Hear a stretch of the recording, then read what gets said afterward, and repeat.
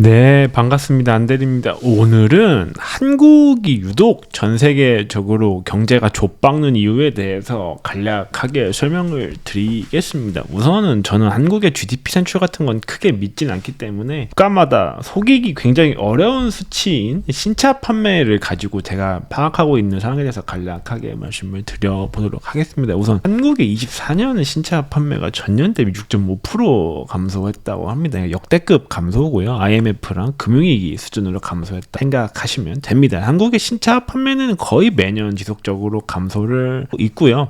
네, 요즘에는 한국의 기득권 놈들이 다른 나라도 힘들다는 가스라이팅을 하고 있죠. 근데 이제 마치 한국이 좆박았으니 한국이 본인들의 책임을 돌리기 위해서 다른 나라도 뭐 이런 식으로 영상을 많이 올리고 유럽 망했다, 뭐 일본 망했다, 중국 망했다, 뭐 그러고 진짜 국가들이 정말 망했는지 간략하게 살펴보도록. 우선은 일본도 내수가 좋지는 않습니다.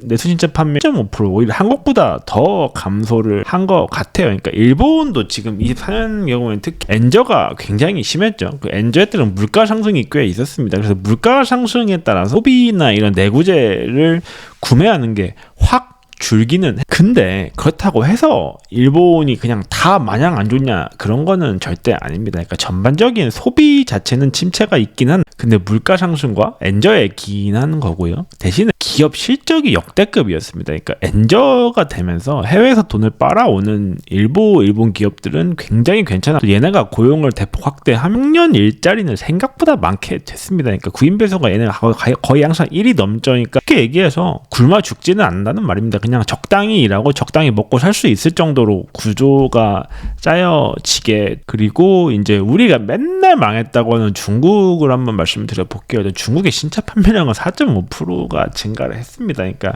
한국이랑은 아예 비교조차 안 되는 거고, 내가 보고 있는 중국의 이제 상황은 기업 실적이 확실히 안 좋아. 지금부터 건설 의존도가 엄청 높기 때문에 건설 기업들이 먼저 다 근데 이제 이러다 보니까 청년들을 안 청년 실업이 굉장히 심각해져. 기존의 회사원들은 이제 임금을 대폭 줄이면서 종법 모드가, 그럼 여기서 이제 임금이 감소를 했기 때문에 기업 실적이 망했고, 실적을 방어하기 위해 이제 임금 삭감을 진행을 한 대신에 이제 이러면 여기에 대해서 어떻게 했냐, 정부가 소비에 대한 보조금을 대폭 지급을 합니다. 뭐 이런 전자 제품 중국이 다 만드는 그런 것들에 대한 보조금을 대폭 지급을 했는데, 이런 돈 중국 기업으로 흘러갈 수 있도록 안간힘을 썼습니다. 그래서 그 효과로 인해서 중국인들의 삶도, 특히 청년들의 삶은 쉽지 않았지만 아무튼 신차 판매는 꽤 증가를 했다 볼 수 있겠습니다. 그리고 독일은 좀 방어였던 것 같아. 독일도 좋지는 않았는데 마이너스 1% 정도 감소했다고 하는, 전반적으로 좋지는 않은 것 같아요. 하지만 이제 물가를 잡기 위한 고금리 정책을 한 좀 경제를 방어적으로 운영하는 것 같습니다. 최대한 사람들이 잘리지 않게,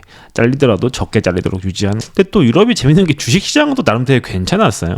독일의 주식시장은 거의 5년간 100% 넘게 상승을 했습니다. 뭐 라인메탈도 있었고, 지금 주식시장은 정부 지출에 이제 그런 방위비나 이런 지출의 증가에 대해 배팅을 하고 있는 것 같아요.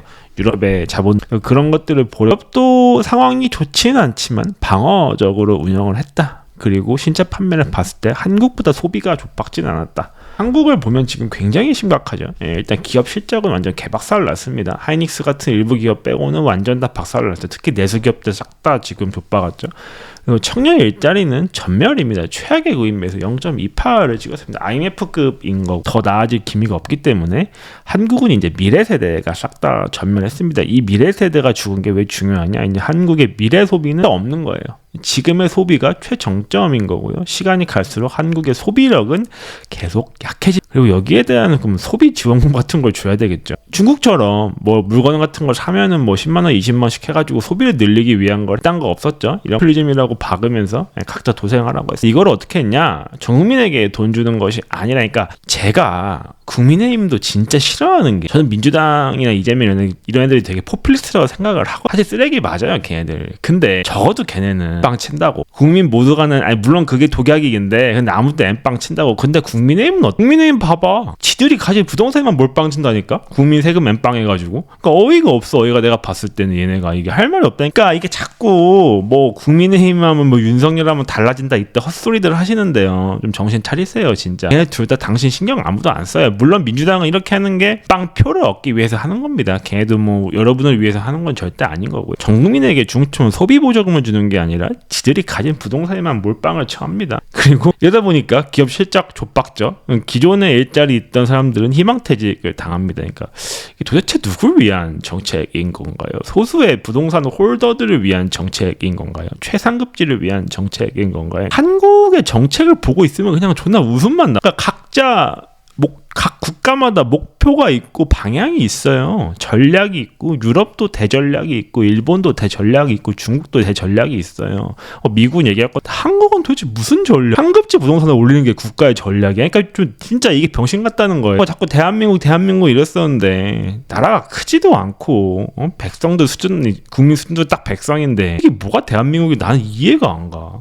아무튼 자꾸 이게 한국만 혼자서 좆박는 이유가 뭘까요? 이게 경제 성장 모델입니다. 뭐 솔로 성장 모델이랑 하는데 뭐 자세한 건 알 거 없고 그냥 중요한 거 인구, 자본, 기술이라는 겁니다. 인구와 자본은 수준을 높이지만 지속적인 성장, 그로스를 끌어올리지는 못합니다. 그러니까 현재 지금 한국을 비롯해 세계 선진 경제권들은 인구와 자본 수준은 어느 정도는 다 올라와 때문에 이제 기술이 중요하게 된 거. 인구가 이제 현재 수준을 유지만 해준다면은 기술의 발전에 산출물이 증가한다 이렇게 볼 수 있게 되는 한국의 상황을 보는 거죠. 인구 감소가 됩니다.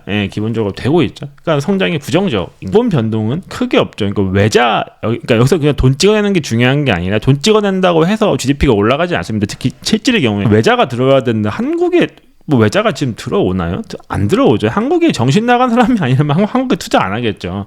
아니 한국인도 한국에 투자를 안 하는데 외국인이 한국에 왜 투자를 하겠습니까? 그러니까 빼는 거죠. 그리고 기술 발전은 정체가 됩니다. 아파트에만 다 붙고 있기 때문에 기술은 미국과 중국이 가장 앞서 가는 거죠. 그 뒤를 일본과 독일 같은 국가가 있게 되는 거고요. 이런 조건이라면 2% 성장률 2% 정도가 이제 한국의 뭐 이런 잠재라고 하는 안정적으로 유지하는 것은 어렵다고 경제 모델을 예측을 합니다. 따라서 현재 조건에서는 2% 밑으로 하락할 가능성이 매우 높습니다. 장기적으로 혁신, 기술 진보, 노동력 보완 없이는 버티기 어렵습니다. 라고 하는. 그래서 사실 노동력과 혁신은 같이 오게 됩니다. 그런 초 엘리트 있잖아요. 막 AI 연구하고 막 이래야 되니까 이런 애들 노동력인 거죠. 걔네들이 이제 혁신을 이끌어가는데 그러니까 각 국가의 초 엘리트 두뇌들은 다 미국으로 가기 때문에 기본적으로 다른 국가에는 잘 가지 않습니다. 그렇기 때문에 노동력 보완과 혁신이 같이 그 국가의 지속 성장을 가능하게 하는 거고요. 이거는 미국만 가능하게 됩니다. 반면에 이제 한국에는 주로 좀 부가가치가 낮은 근로자들이 많이 오게 되는 거죠. 그러니까 한국은 기술에서 계속 밀릴 그런 상황에서는 2% 밑으로 할 가능성이 뭐 하는데 근데 한국은 지금 뭐 1% 나오고 오늘 CT랑 JP모건 0.6을 불렀더라고요. 저는 개인적으로 1% 봤었는데 JP모건이 얘기하는 거 보고 이제 저 정책을 보다 보니까 한국은 저는 0.6 정도로 더 좁아할 것 같아요. 여기에 대해서 또 뭐가 문제냐 한국의 경우에는 보시면 알겠지만 현재 한국은 가계부채 기업 부채가 모두 세계 최고 수준입니다. 과다하면 경제 성장에 충격을 줍니다. 뭐 내수 감소, 자본 축적 감소, 자본적 경로가 약화되고 총 요소 생산성은 경색 때문에 약화되어 결과에서는 추가로 하락합니다. 나오죠. 그래서 대략적으로 현재 가계 부채, 기업 부채를 봐서 IMF가 얘기하는 그런 임계점보다 더 높다는 겁니다. 즉 얘기해 2% 정도의 성장률을 유지하는 상황이라고 합시다. 이게 이제 잠재라고 봤을 때 부채 부담만으로 실질 성장력은 0.5에서 1.5% 정도 낮아질 수 있습니다. 최악의 경우 0.5 이하로 떨어질 수 있다는 뜻입니다라고 이거 그냥 이런 거예요. 그러니까 인구, 자본, 기술이 있는데 인구 박았죠.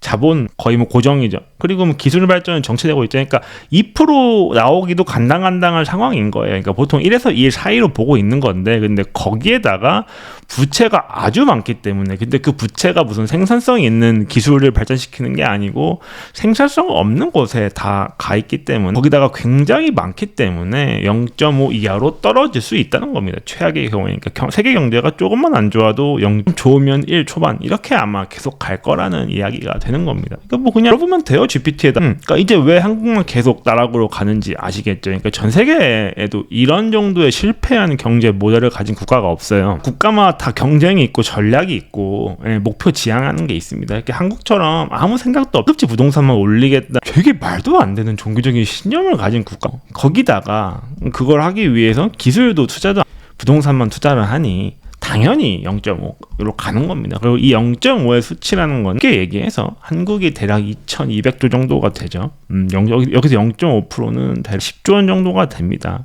그럼 매출 100억짜리 기업 1000개씩 없어지게, 이게 어떤 의미인 줄 아시겠죠? 네, 이상입니다.